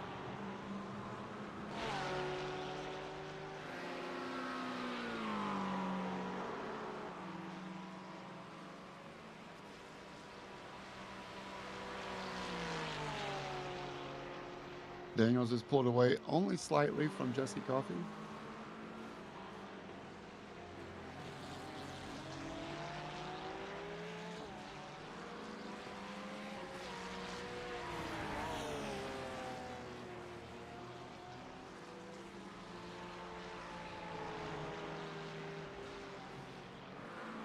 So much history here at VIR. 1957 was when the track originally opened. Jesse unfortunately got to make a stop there, so. Yep, do the splash. I think everybody does. Well, at least all the way up to Daniels, top 5. I don't know if they can make it all the way. I don't think even our leaders can make it all the way. I think Jesse Coffey is going to be the first one to make a stop. Well, Hopper wanted some company. He's got it now. Yeah, he may not have wanted it in this way. Trying to bring your race home.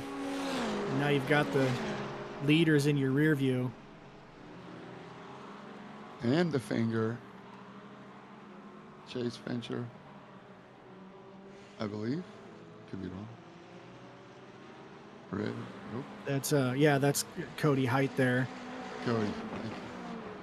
A lap down to these guys, but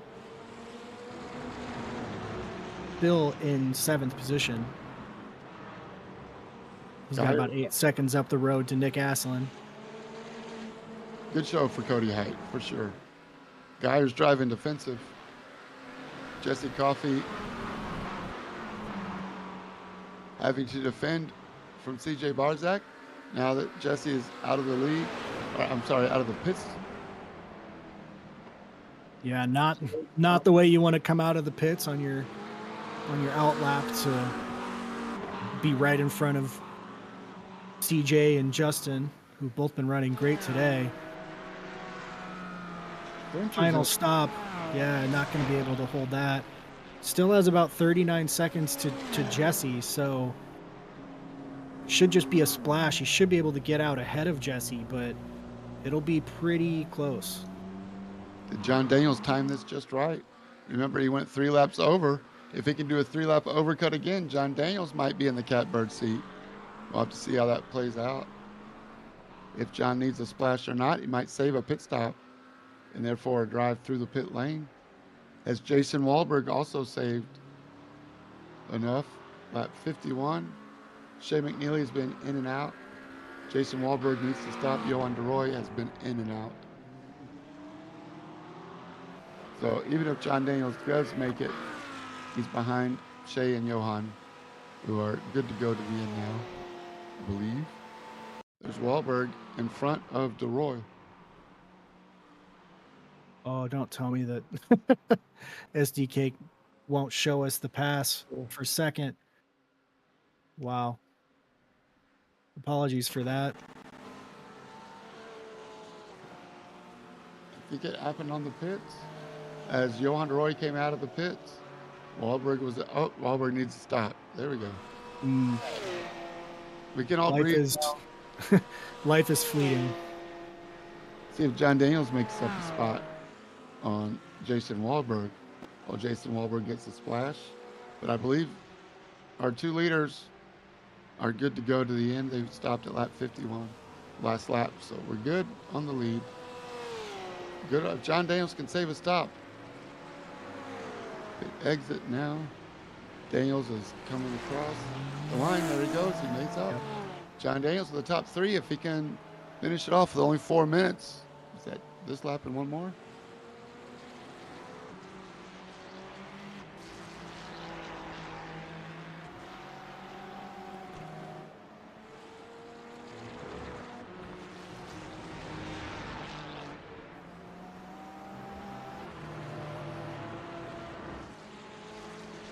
Four total stops for everybody but John Daniels.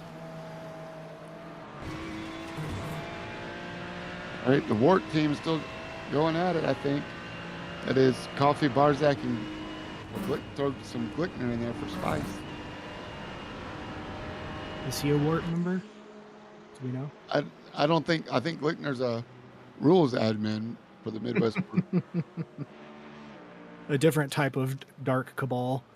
That's right. Miller got around Geyer.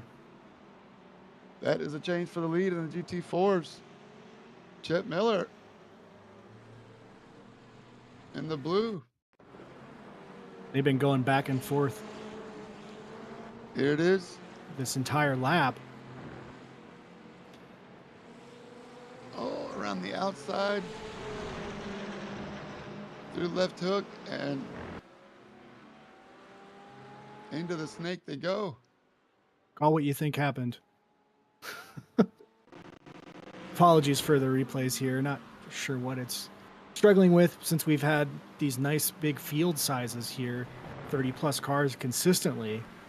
It's really put a test to iRacing's ability to deliver us the review footage that we'd like to see. Oh, good. He was looking 3 corners ahead.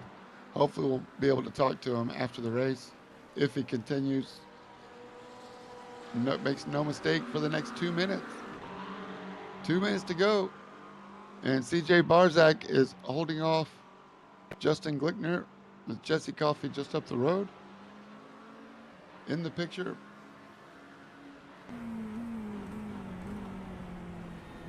There it is on CJ's windshield banner. Have fun. Hopefully he's having fun. Darn right. Gets to look at that while he's looking in his rear view at the McLaren of Justin Glickner. Oh, wow. We have polls. Sound off in the poll. Who do you think will win the GT4 class? Chet Miller or Jason Geyer? Chet's cleared out almost a 2-second gap now.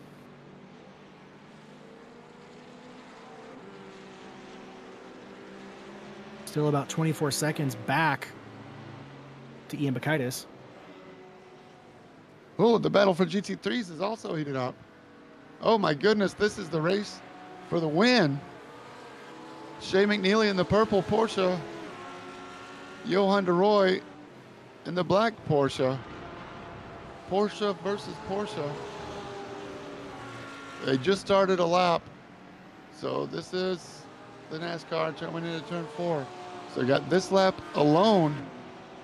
No idea how they reeled in 4 seconds on just one. But the white flag in the air from Barney.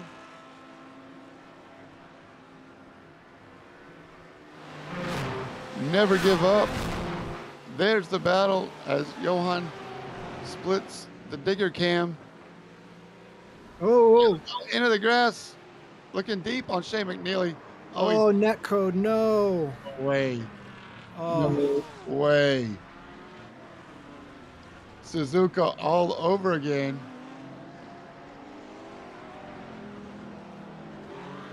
oh, that's a bummer for. Oh, it's terrible. It's a bummer for both of them. It's a bummer for us. Really expected better.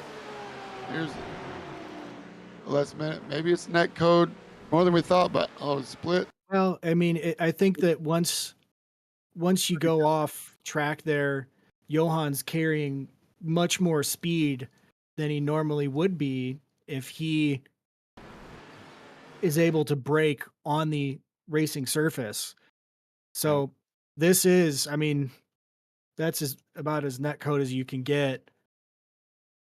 The game service, assuming that at the speed that Johan's going, he will eventually make contact with Shea. But man, that's really unfortunate.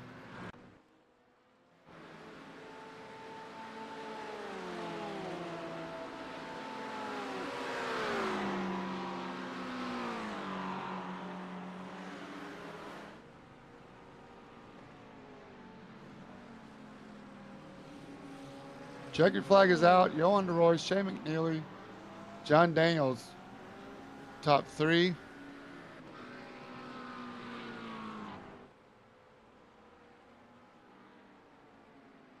Jason Wahlberg with a great P4.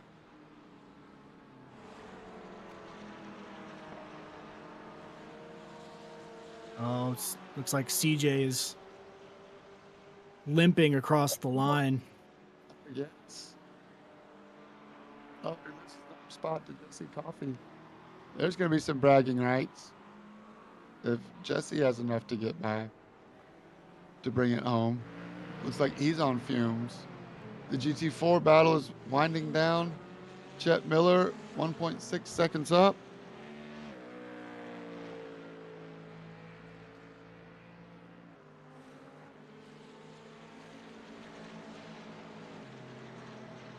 The convenient here, the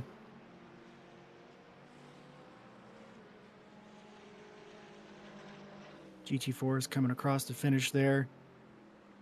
Chet Chet Miller. Strong run.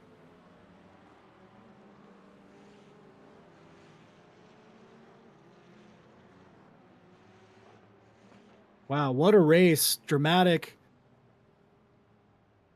1 hour or 1 hour and 40 minutes. Seemed like all the action came very late. But that's not new. That's something we expect here, especially a track as narrow as this. This turn here we're looking at saw its fair share of paint traded. As we take a look at the finish here.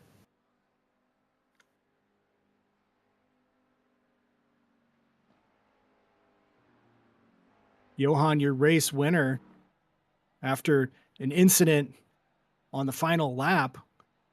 Shea McNeely held the lead all race long for 139 minutes, I'd say. Unfortunate to lose that there. What looked like to be netco contact after Johan was in the grass breaking up the hill with GT4 traffic. John Daniels in third. John pushing that pit stop strategy. Incredible from John. John, the only GT3 driver to take only 3 pit stops. Even one of the cars that retired had 4 pit stops. So incredible from John Daniels to pull that off. Jason Wahlberg, really strong day, was running third most of the day, finishing 4th. Chase Fincher 5th, Justin Gleckner 6th, Jesse Coffey 7th, CJ Barzak unable to hold off Justin Gleckner. Jesse Coffey getting by. It looked like CJ may have ran out of fuel there at the end. Justin Thaler had an incident, sounded like he thought his day was done, but able to still finish top 10 and 9th. David Stark 10th. Francis Faustino finally back. Justin Thaler's been missing Francis and just dogging Francis to get Francis back. So, you glad to see that for Justin, that Francis is here. Hopefully that made him feel nice. Travis Rowe in 12th. Jason Phillips 13th. Corey Harville 14th. Take a look here real quick at your GT4 race. That was a race that went all the way down to the wire. It was a 3-way battle. Chet Miller, Jason Geyer, and Ian Bakaitis. Ian losing touch with them. Chet Miller able to hold out the win. Jason Geyer second, Ian Bakaitis third, Rick Bundren fourth. A great run for Rick. That might be Rick's highest finish that I can remember. Pablo Araya in fifth, Nick Aslin sixth, Cody Height driving to 7th.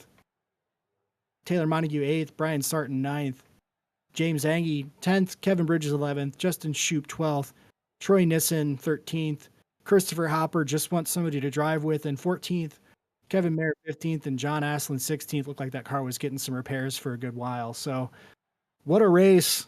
The endurance races here continue to bring drama and test our drivers. James, what do you got? Well, we started with a 30-car field, only 2 retirements, and absolutely incredible racing for 100 minutes, a double points night tonight. Congratulations to our GT4 winner, Chet Miller. Another incredible race after last week at Laguna Seca. I don't know if these announcers can take it much longer, these close races like this. Congratulations. Talk us through your race. Thank you.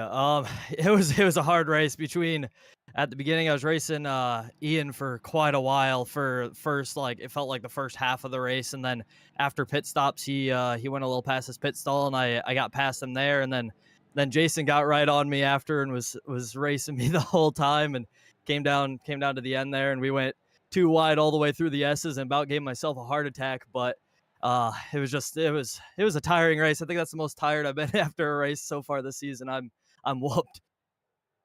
Oh man, it was great to watch you guys racing, and it takes so much patience. But I mean, 100 minutes. You guys were never separated by more than 2 seconds. How much do you and Jason talk? Are you guys on the same comms channel during the race? Yeah, we sit in the same comms channel, so we're talking the whole time, which sometimes I wish we weren't for times like when we're battling at the end there, because we start talking a lot and it starts getting in each other's heads, so it gets a little more annoying than it is helpful sometimes. But yeah, we're talking the whole race typically. That's great, man. Well, congratulations. You are going to extend your lead over Jason, but only a little bit. 2 more races to go. We're looking forward to seeing how this season winds down. It's not over yet. 2 more to go. Congratulations, chat. Like it. That is your GT4 winner, Chester Miller. Thanks for joining us. And now we have our GT3 winner, Johan DeRoy. Johan is James, man. First of all, what an incredible race from lap 1. You were aggressive, getting up to P2 pretty quickly. And then, of course, the 100 minutes. I got to talk about the elephant in the room. Talk us through your late surge as you split the GT4 car with Shea McNeely up ahead. Sorry, I didn't understand just the end. Yeah, I was just saying, first of all, congratulations on a great race. Talk us through the contact there at the very end on the last lap. Yeah, okay. Yeah, for me, I saw the GT4 leaving space to McNeely, and for my side, I was thinking it was let us the inside, so I keep a little bit on the inside. And when I saw that he break, I just go on the grass to not make a huge bowling strike. And when I came back on the track, I was able to touch the apex, and yeah, unfortunately, it was a really big net cut. iRacing really need to fix that, because things like this happen, and it create tension between the drivers, and yeah, it's just not nice that this type of thing happens. I think if it wasn't about the net code, we will not have a contact, because each of us gave the positions, um, but yeah, it's end up, and it's just really unfortunate for him. So yeah, Yeah, I'm I can sorry. hear, I can hear the disappointment in your voice, which means, of course, you didn't do it on purpose. I'm sure Shea McNeely probably needs a second to walk around and catch his breath, but I think once he looks at it, as we did in the replay booth, thanks to Adam for getting a great replay, it was definitely net code, at least visually from our side. But man, it was not easy. You really, man, I mean, battling with Chase earlier, your pit strategy, everything you played out just right. Did you have your tire strategy worked out before you started the race? Yeah, I've for the pit strategies for the tires, I was changing like first time I changed the rear tire. The second time I changed the front and rear, and vice versa.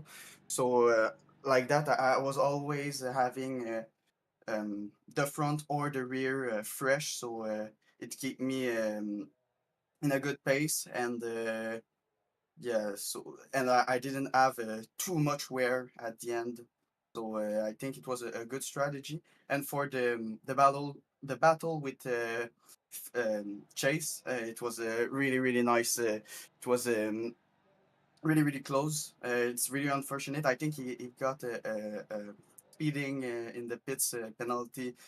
I did exactly the same at the first race of the season. I misclicked my button, and yeah, it's Uh, not stupid, because like rules are rules, but it's really frustrating, because you know that mhm. you didn't gains 40 seconds, so yeah. Still, okay. So we have 2 races left in the season. Congratulations. The race for the title is not over yet. Johan, do you have a plan for the next 2 races? Yeah, next race is Batters. Batters is a killer. It's a really hard track. The Porsche is really tricky at the top of the mountain. It can snap really quickly. But yeah, I think if we go yeah safely with the Porsche, it can be fast. So I'm pretty confident. And for the last one, it's Kota, right? Correct? Mhm. Oh, okay. I never raced there in GT3. So it's gonna be pretty nice to see um how it feels. Well, only if my math is right, only 15 points will separate you guys, maybe a little more, plus or minus, depending on bonus points. But congratulations on a great finish today. VIR does not disappoint. The endurance races are behind us. We're going racing now for 2 more races. Congratulations to Johan DeRoy and Chet Miller. Adam, you want to wrap up tonight's race? Yeah, again, I want to return on that. I just want to apologize to McNeely for what happened at the end. I wasn't able to text him, so yeah, I want to say it here, so maybe we'll hear it. Yeah. I'm sure he will. You know, it'll be gone and forgotten by the time we get in the cars next week. We'll do it all over again at Bathurst next Tuesday night. Thanks again, Johan. Congratulations on a great win. Thank you. Goodbye. That's Johan DeRoy. Adam, final thoughts? Excited to get to next week. Bathurst is a personal favorite of mine. Just, talking about earlier about tracks that are testing drivers at their limits that are not exactly FIA grade 1 circuits. Bathurst is about at the top of that list. So excited to get there. Wonderful place. I love racing that circuit. Excited to see the cars get to battle in there. Going to see a lot of action, I think, at the top of the mountain through the cutting. It just, the difference in the classes, I think, is going to really be interesting at Bathurst. But yeah, I mean, what a race we just saw. An hour and 40 minutes always brings drama. Unfortunate to see that net code. I mean, I do. It's always easy to say, oh, I didn't wreck there. That was net code, but it did look like Johan, even though he was in the grass, was able to bring that car down to speed where it looked like he would have been able to make that turn. Probably not able to get a good run out of that, but those cars didn't make contact, at least as we were shown from the service. So just an unfortunate thing there. That's racing, if there's stuff out of your control. So bummer for Shea McNeely. Great race from him, super fast. Still amazed by the John Daniels chalky milk save, 3 pit strategy, saving an entire stop. So great stuff here from everybody. We'll see you next week. Maybe Chet Miller and Jason Geyer can go to Buc-ee's and get some chalky milk. Well, you're going to see a great race next week at Bathurst. For all the Midwest Motorsports admin that make this league great, thank you so much. Adam Sondag, Josh Watt, I'm James J. reminding you to stay in your lane. And I approve of this message.